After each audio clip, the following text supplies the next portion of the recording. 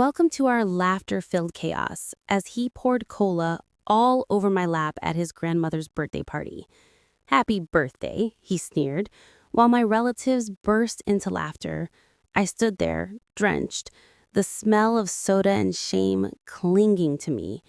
No one stopped him, not even my brother, his father. He just raised the glass and said, "Kids will be kids." My name is Hannah Miles. I'm 32. And that night, I learned that family laughter can cut deeper than words. I didn't yell. I didn't cry. I simply excused myself, went to the restroom, cleaned what I could, and left quietly while their laughter echoed behind me. Outside, the air was cold, but it felt cleaner than the room I'd left. That night, as I sat in my car, memories swirled. Every time my brother mocked my smaller apartment, every time mom told me I should be grateful he invited me anywhere. They thought silence meant weakness, but silence was just my way of gathering power. The next morning, I woke up to an alert on my phone, a headline from the local finance blog. Bank repossesses luxury SUV from businessman Daniel Miles after default notice. Daniel, my brother.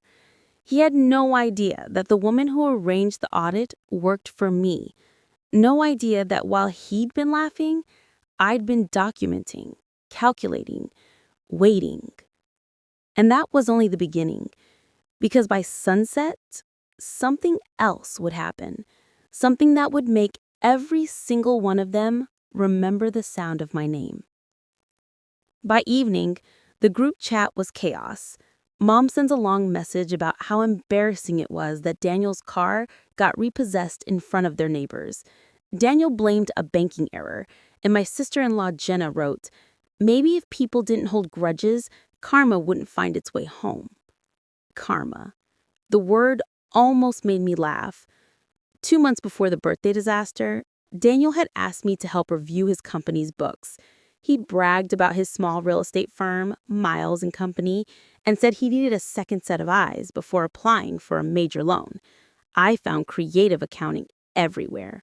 Fake invoices, unreported income, unpaid property taxes. When I quietly warned him, he smirked. "You always worry too much, Hannah. That's why you'll always work for someone else." So I'd kept copies, every file, every forged signature. And when his laughter echoed over spilled cola, I already knew what I'd do. At 9 a.m. the next morning, I emailed the documents anonymously to the bank's fraud review team. Not for revenge, for justice. But fate had a taste for timing. The car they tailed that morning was the same one he parked outside Grandma's party like a trophy. That evening, Mom called. "Hannah, tell me you didn't have anything to do with this." Her tone was part accusation, part disbelief. "I warned him months ago," I simply said. "He ignored me." "You should have let family handle family." I smiled faintly at the hypocrisy. "You mean like when they poured soda on me?" There was silence. Then the sound of her breath shaking on the line. For once, she didn't have an answer. But the universe wasn't done yet, because the next knock on my brother's door would change everything. The next morning, I got a call from a number I didn't recognize. "Miss Miles," a voice said briskly. "This is Officer Whitman with the County Fraud Division. We're looking into some irregularities connected to Miles and Company. Your name appeared in the audit trail as a prior consultant." My stomach tightened. "I helped review their accounts months ago. Why?" "There's been a formal complaint," he said. "Mr. Miles claims you accessed his company's data unlawfully." I almost laughed. The audacity was breathtaking. My brother, caught red-handed, was trying to make me the scapegoat. I took a breath. Calm, controlled. "Officer, I still have all my written authorization and the email he sent granting access.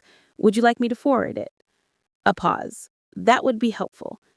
By noon, the police had those emails complete with Daniel's digital signature. By 4, the bank's fraud team had cleared my name completely and opened an internal investigation into his loan history.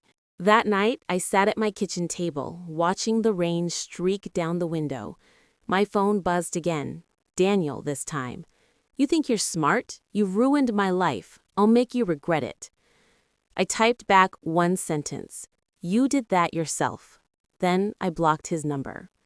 For years, I'd carried the weight of being the quiet one, the overlooked one, the good girl who never fought back. But somewhere between the spilled cola and the police call, that girl had vanished. I was no longer part of their stage show of perfection. And yet, even I didn't see what was coming next, because the headline that flashed across my phone before dawn the following day made me sit upright in shock. The headline hit like thunder. "Local real estate firm accused of tax evasion and fraudulent loan activity, owner under federal review." Daniel's photo sat right beneath it, arms crossed, that same smug expression he always wore at family dinners, now frozen on every screen in town. I stared for a long time, coffee cooling in my hand. I hadn't planned for this. I'd only sent the documents to stop him from scamming the bank again, not to start an investigation that would expose his entire empire. By noon, my phone lit up again. Mom. "Hannah, you've gone too far," she shouted before I could speak. "Your brother's business is collapsing. You should have kept this private." "Private?" I repeated, stunned. "You mean like how he humiliated me in public? Or how he forged client records?" "You don't understand," she cried. "He has a family." "So did Dad," I said quietly, "when Daniel drained his savings years ago. Did you care then?" Silence. That was the first time she didn't defend him. Hours later, I got a message from Jenna, his wife. "I hope you're happy. We're losing everything." I almost deleted it, but my hand hesitated. Happy wasn't the word. Relieved, maybe. Or free. That night, I walked through the city, lights reflecting off the wet pavement. I passed the restaurant where they'd laughed at me just days ago. The same tables still had their names on the reservation list. I stood outside for a moment, breathing in the cool air before whispering to myself, maybe now they'll learn what belonging really means. But fate wasn't done teaching lessons. Before sunrise, my phone pinged with an email from someone I hadn't heard from in years. The subject line read, "About your mother." The email came from Thomas Avery, my late father's former lawyer. Just seeing his name made my chest tighten. He'd handled Dad's estate years ago when Daniel convinced Mom to simplify the inheritance. I opened it slowly. "Hannah, your father's file resurfaced during a property audit. There's a discrepancy in the asset transfer records, specifically the diner property your father owned before his death. Please contact me immediately. It concerns your legal share." My pulse quickened. I remembered that diner, our childhood home before Dad supposedly sold it to Daniel for taxes. At least that's what I'd been told. When I met Thomas at his office, he handed me a thin folder. "Your father didn't sell it. He placed it in a family trust. Half in your name, half in Daniel's. But Daniel submitted falsified paperwork after the funeral to transfer the title fully to himself." I stared at the signature. Dad's name, shaky and uneven. Forged. The document was dated 2 days after he'd passed. Thomas looked at me gently. "You can press charges or reclaim your share. It's up to you." I left his office shaking. All those years of being told I had nothing, of being mocked for struggling while Daniel thrived, it had all been stolen from me. By evening, my lawyer had filed a petition to reopen the estate. That night, as I sat on my balcony, I imagined Daniel's face when he received the court notice. The man who said I didn't belong was about to watch the walls of his empire crumble, piece by piece, and legally this time. But the biggest shock wasn't the property. It was the name I saw listed under co-conspirator. She claimed the diner was part of Daniel's business portfolio, not a family asset. In exchange, Daniel had been wiring her monthly consulting payments for years. It felt like being drenched in that same humiliation all over again, not with Kola this time, but with betrayal. I sat in my car outside her house for almost an hour before finally knocking. She opened the door, startled, her robe wrapped tightly around her. "Hannah, it's late." "I found the transfer papers," I said. My voice came out calm, almost foreign. Her expression flickered, guilt first, then defiance. "You don't understand what your father left me with. Debts, stress. Daniel helped by stealing. He promised he'd give you something eventually." I laughed bitterly. "He did. Public disgrace." She flinched but didn't deny it. "You always wanted to punish us," she hissed. "You enjoy watching your family fall apart." "Family?" I whispered. "That word means nothing if you have to buy it." She didn't follow when I turned away. The door clicked shut, and for the first time, it didn't hurt. Back home, I called Thomas. "Proceed with everything," I said. "No settlements."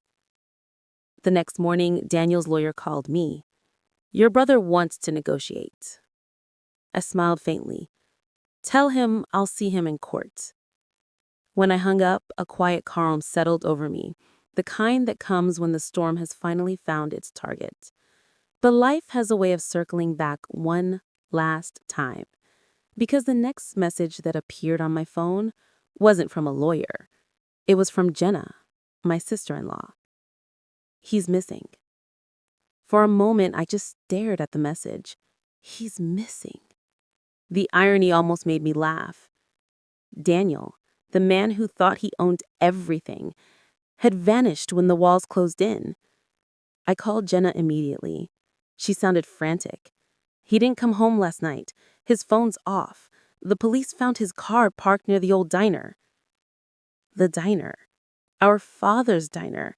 The same one Daniel had stolen on paper. By the time I got there, the parking lot was cordoned off with yellow tape. Officers milled around, their radios crackling in the morning light. An officer recognized me. "Ms. Miles, we found his briefcase inside. We believe he came here last night." The smell of dust and grease filled the air. The place hadn't changed since Dad's time. Checkered floors, faded menus, the echo of memories I'd spent years trying to forget. Daniel's notebook lay open on a counter. Inside, his handwriting was jagged and rushed. "I messed up. Tell Hannah I didn't mean to. I just wanted to make things right before it all fell apart." They found him 2 hours later, sleeping in his car by the docks, disoriented, exhausted, but alive. The investigation would continue, but something in me shifted that day.